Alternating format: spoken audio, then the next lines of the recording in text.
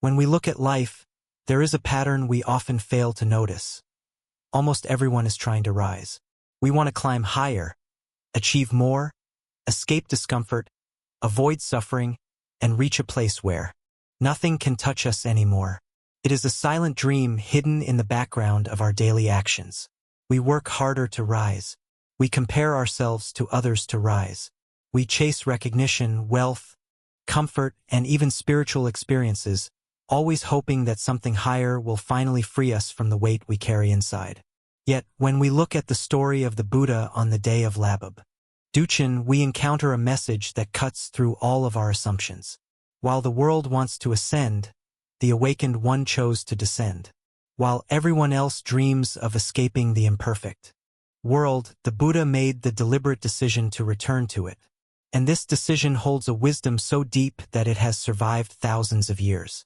Buddhism is not just a myth or a symbolic tale. It is a moment that reveals the heart of enlightenment.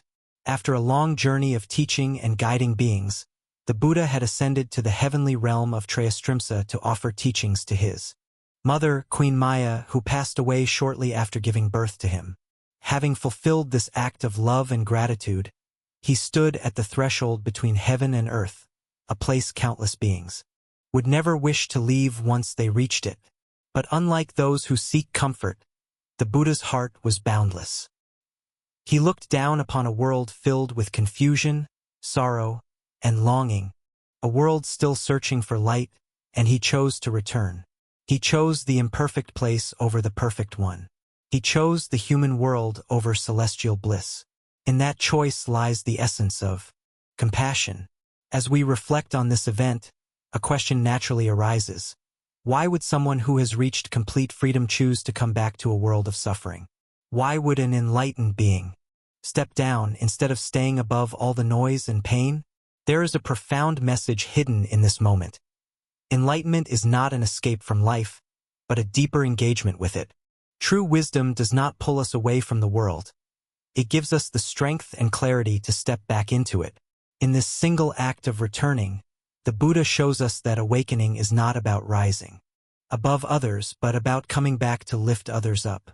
And so, as we open this story, we are invited to look gently at our own lives. How often do we try to escape? How often do we believe that happiness lies somewhere higher, somewhere far from the struggles we face each day? Buddhism reminds us that real freedom is not found by climbing away from the world, but by discovering the courage, compassion, and presence to walk back into it. In this moment, the Buddha's footsteps become a quiet teaching for all of us. The awakened path is not the path that goes upward, but the path that knows how to return. To understand the meaning of Buddhism, we must enter the story as if we were standing there, watching the moment unfold. After attaining enlightenment and spending years teaching across the plains of India, the Buddha made a journey that transcended the human world.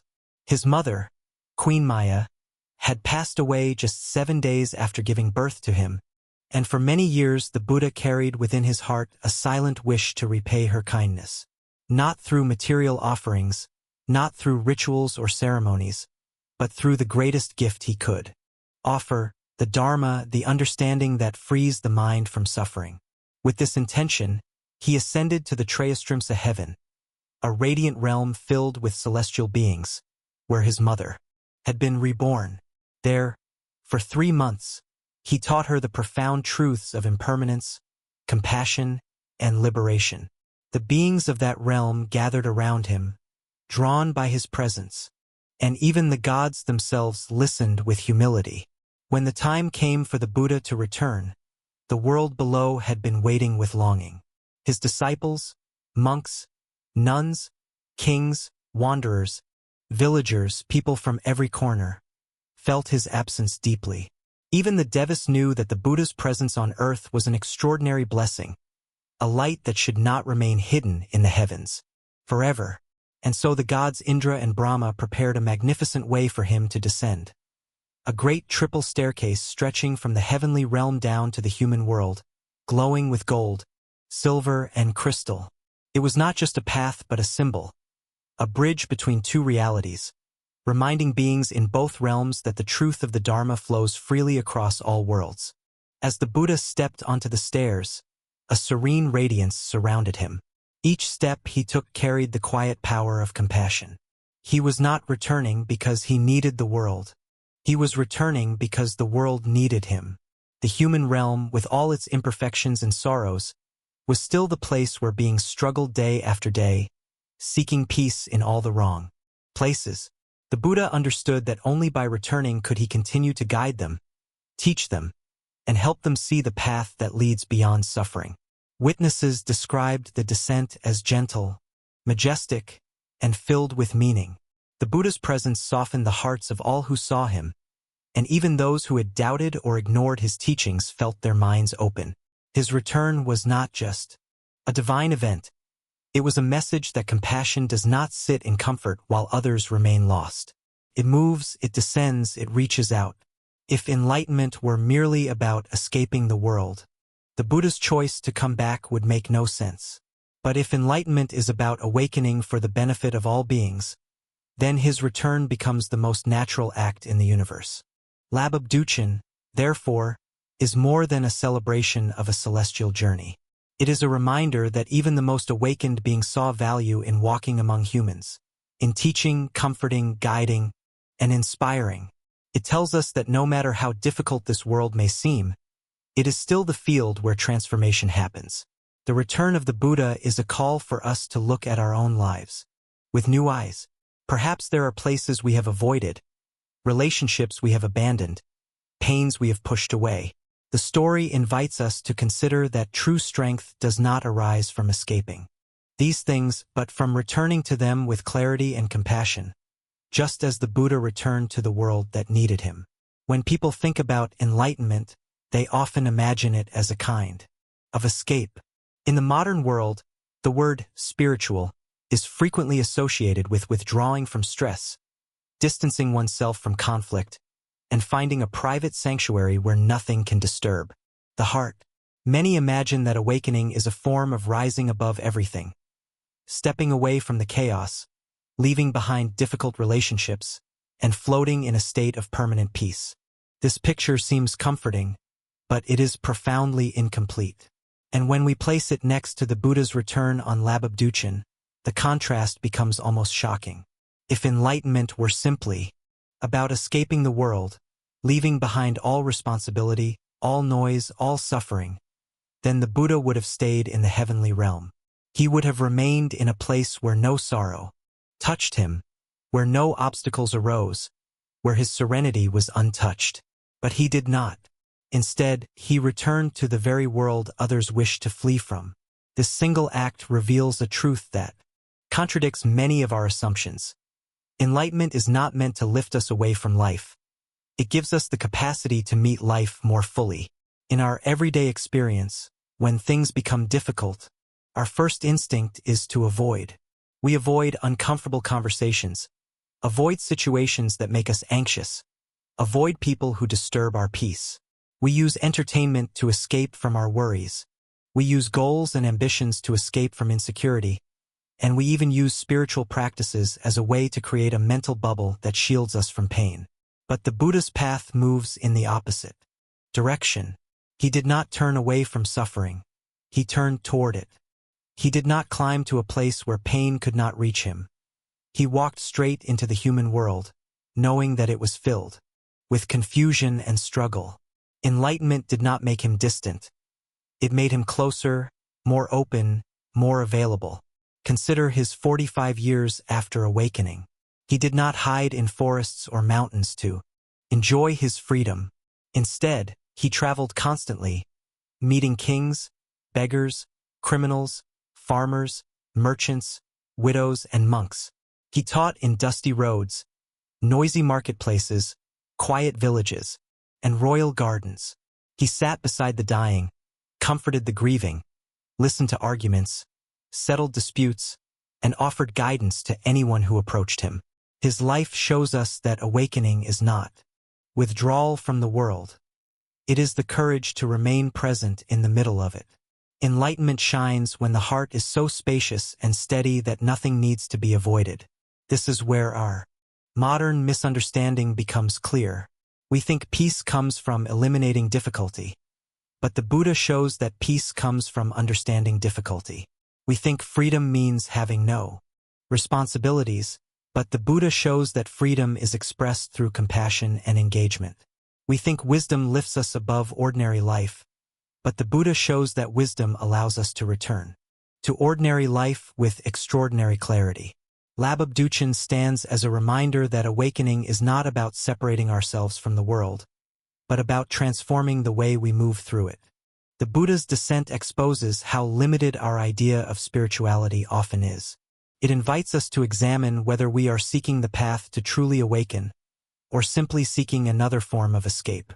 If the goal of practice is only to feel comfortable, then our spirituality becomes just another hiding place. But if the goal is to open the heart and understand life deeply, then we step onto the same path the Buddha walked, a path that does not run away from the world, but returns to it with a steady, compassionate gaze. In this light, enlightenment becomes something far more human and accessible. It is not a distant state where we float above the world. It is a deep presence that allows us to stand firmly within the world. It is not an excuse to avoid difficult people. It is the strength to meet them with patience. It is not a reason to abandon responsibilities. It is the clarity to carry them without being overwhelmed. The misunderstanding of enlightenment is the belief that we must rise out of life. The truth of enlightenment is that we learn how to live life fully, fearlessly, and compassionately. And this truth begins to reveal itself clearly when we look at the Buddha's choice to descend, a choice that speaks louder than words, reminding us that the awakened heart does not escape. It embraces. When the Buddha stepped onto the celestial staircase and began his descent, the movement itself became a teaching deeper than any spoken word. The simple act of going down carried within it a meaning that touches the very heart of spiritual life. Going down is usually seen as something negative, losing status, losing power, losing position, or being forced into a place we do not want to be. From childhood, we are taught to aim upward.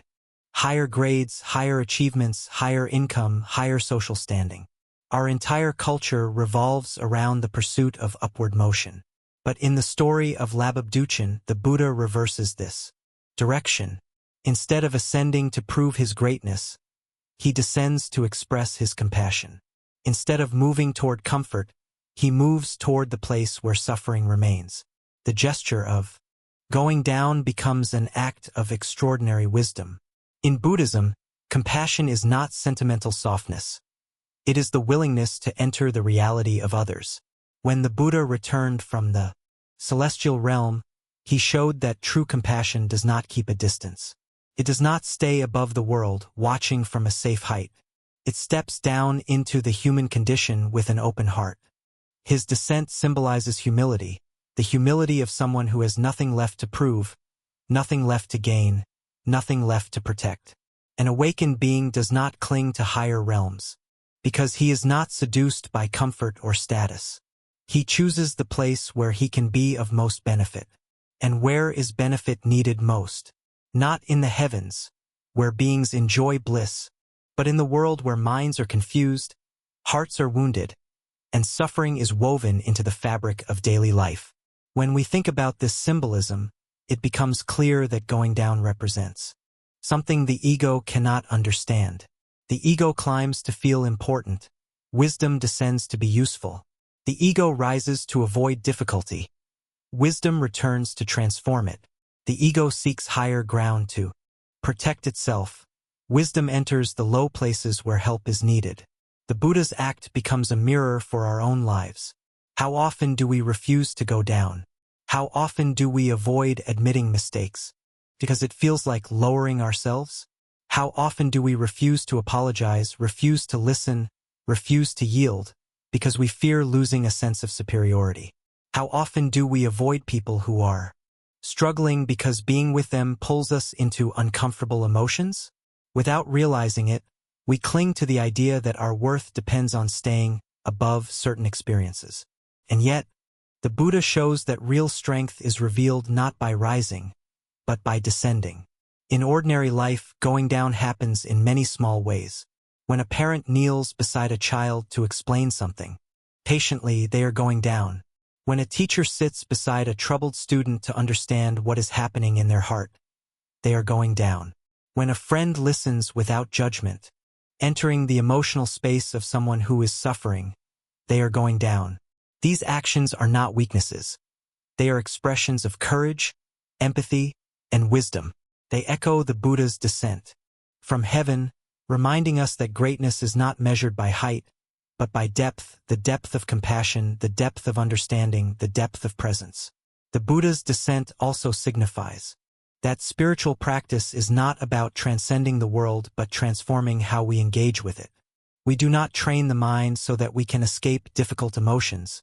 We train the mind so that we can meet them without fear.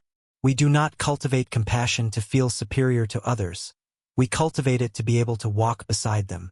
We do not seek wisdom to rise above humanity. We seek it so that we can embody humanity more fully. The path goes downward because downward is where life happens, where connection happens, where healing happens. To descend is to participate in life with an awakened heart. Thus, going down becomes a beautiful metaphor for the spiritual journey itself. It invites us to look within and ask whether we are climbing for the sake of the ego or descending for the sake of compassion.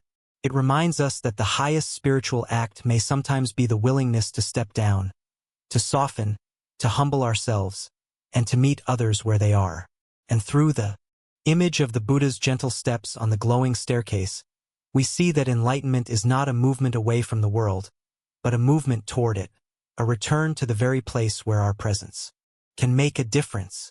To understand why the Buddha returned to the human world, we must look beyond the surface of the story and step into the interior of his awakened mind. His descent was not an accident, nor a ritual gesture, nor an act performed to impress the heavens or the earth. It emerged from the very core of enlightenment itself. When someone reaches complete awakening, their heart is no longer divided by personal desires or fears. There is no longing for pleasure, no aversion to discomfort, no clinging to existence, and no escapism hidden behind spiritual ideals. In that state, only one force moves the mind: compassion, vast and boundless, like a clear sky that embraces everything. This compassion is not emotional in the usual sense. It is not a soft feeling that comes and goes. It is the natural expression of a mind that sees the suffering of beings with perfect clarity. And when such a mind sees suffering, it responds not because it must, but because it is its nature to do so. Thus, the Buddha returned because compassion pulled him gently back to the world where beings struggled in darkness. He understood that while celestial realms offered bliss, the human world remained a place of confusion, conflict, ignorance, and pain. It was here, among ordinary people with ordinary fears, that the Dharma was most urgently needed. The Buddha did not return to gain followers or admiration. He returned because he saw that countless lives could be touched, uplifted, and guided toward freedom. He returned because wisdom is incomplete without compassion, and compassion is incomplete without action. Enlightenment did not distance him from the world. It made him more available to it. His return also reflected the deep gratitude he carried in his heart. Teaching his mother in the heavens was an act of filial devotion, a final expression of the love that had shaped his early life. But gratitude did not end there. By coming back, he honored the human world itself, the world that had given him the experiences necessary to awaken. Every challenge he had faced, every moment of fear, doubt, or pain, had been part of the path. Returning was a way of acknowledging that the human realm was not a mistake or a trap. It was the ground of enlightenment. Instead of rejecting it, he embraced it fully. Another reason for his return was his profound understanding of interdependence. The Buddha knew that no being awakens alone. Just as a candle lights another candle without losing its flame, awakening spreads naturally from one mind to another.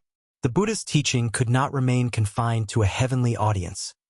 It had to flow downward into the human world, where people lived lives shaped by karma, habits, and emotions that clouded their inner wisdom. His presence alone was a teaching. His actions were teachings. Even his silence was a teaching. Returning to the world meant bringing the living example of enlightenment back into the places where it was needed most. It meant showing that awakening is not distant, not abstract, not reserved for gods or sages, but possible for anyone who sincerely walks the path. In this way, the Buddha's return becomes a reminder that the highest spiritual achievements are not for personal enjoyment. They are for the benefit of all beings. When we see this clearly, we understand that the idea of enlightenment for oneself alone is impossible. Wisdom without compassion is incomplete. Compassion without engagement is powerless. The Buddha returned because enlightenment flows outward naturally, like light spreading across a dark landscape. He returned because he knew that his teachings could become the stepping stones for countless beings to escape suffering.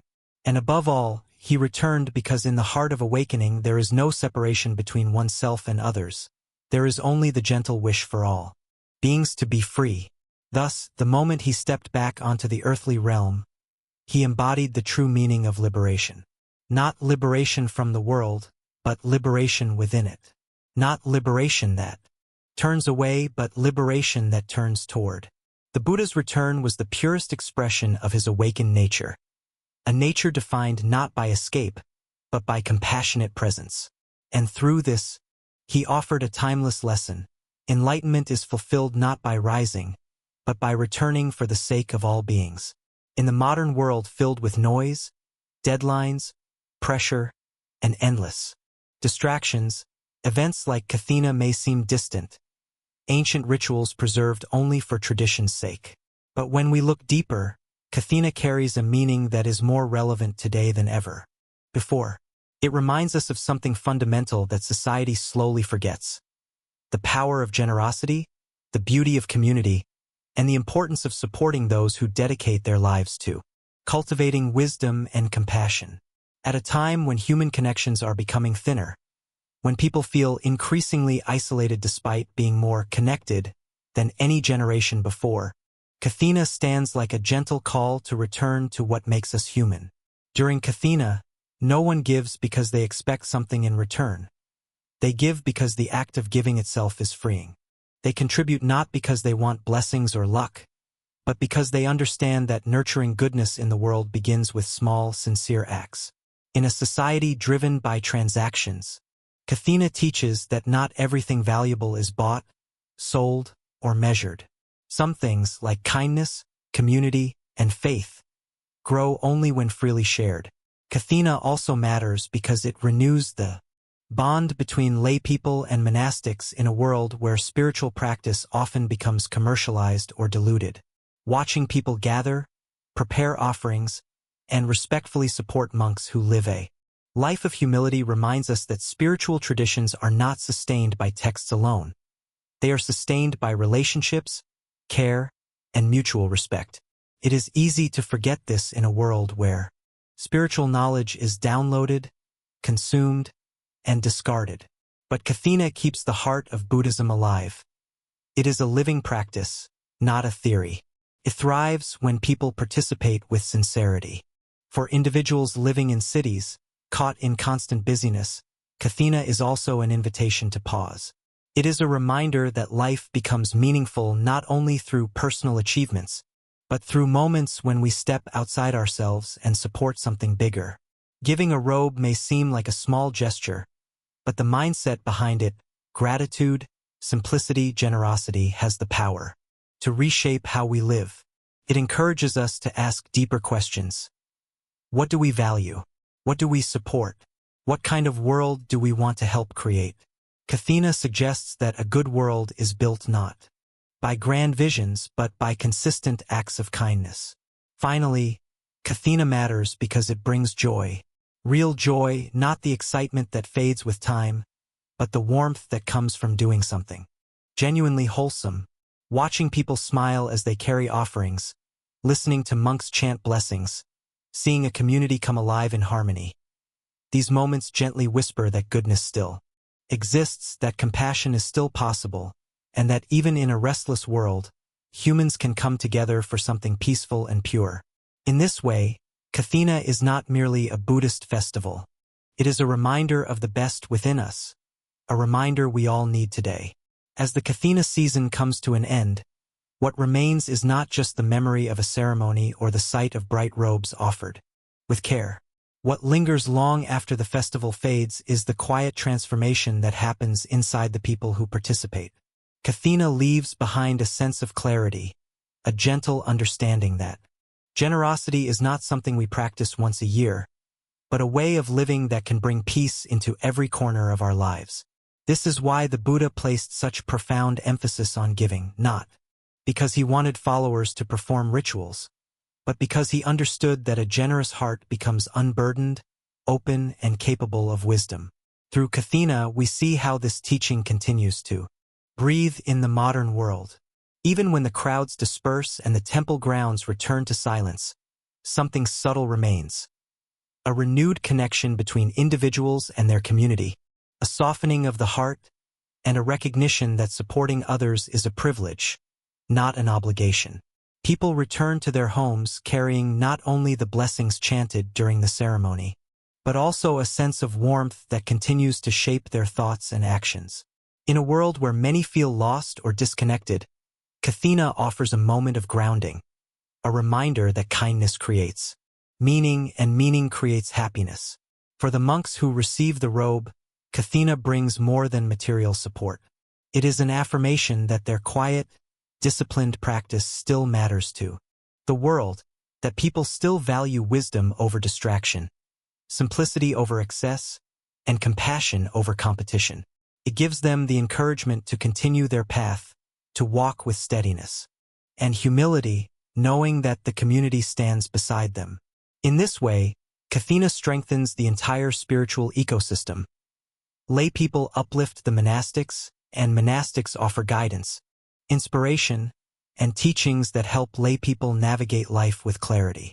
Ultimately, Kathina is a reminder that even in a rapidly changing world, the ancient spirit of giving has not disappeared. It lives on in every hand that offers, in every heart that opens, and in every person who pauses to think not only of themselves but of how their actions can bring benefit to others. Its message is timeless. Generosity frees the mind, community strengthens the spirit, and kindness creates a ripple that travels far beyond what the eye can see. This is why Kathina continues to shine quietly, steadily, beautifully, across centuries, across cultures, and across the lives of everyone who touches it.